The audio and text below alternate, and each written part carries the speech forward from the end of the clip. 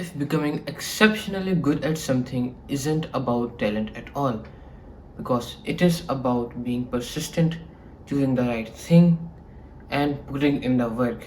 That is the main idea behind Mastery by Robert Greene. Greene is the author of many great books, such as The Laws of Human Nature, The 48 Laws of Power, and The Art of Seduction. In this book, Greene goes through the lives of many masters such as Da Vinci, Darwin, and Albert Einstein and tells us how they became what they are. This book isn't about how to become successful, it is about how to get exceptionally good at one thing. The first step towards mastery is finding something that you like, that interests you. If you are following a thing that doesn't interest you, it is much more harder to gain mastery. It sounds simple that you need to find something that you love, but it is actually very hard to find such a thing. And if you do, congratulations, you have made your step forward towards the first step of mastery. The second lesson that mastery tells us is to embrace the apprenticeship. In the apprenticeship, we work in boring tasks, but we learn from our masters.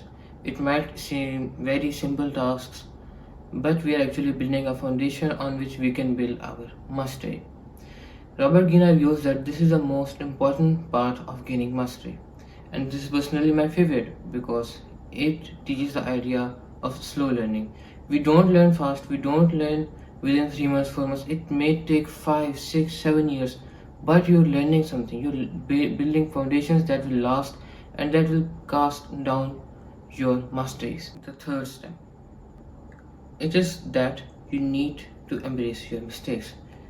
And you don't need to just practice, you need to challenge yourself into harder and harder tasks.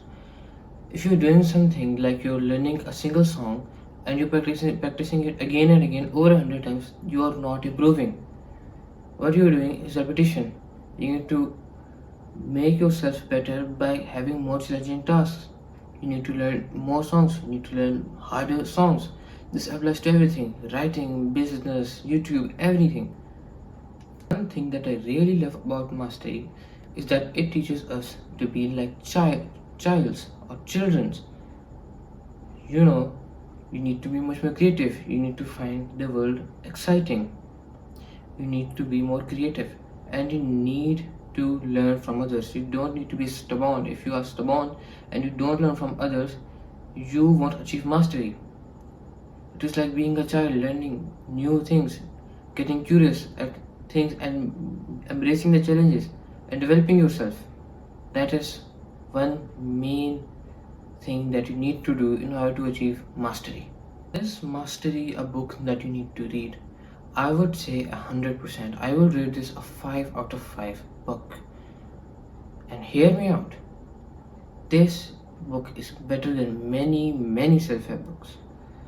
This book teaches you how to become the thing or the person that you would like.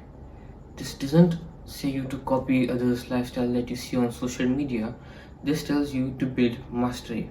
If you really like my video, please like, share and subscribe. This is a new channel and we are trying to develop it. So your help means a lot.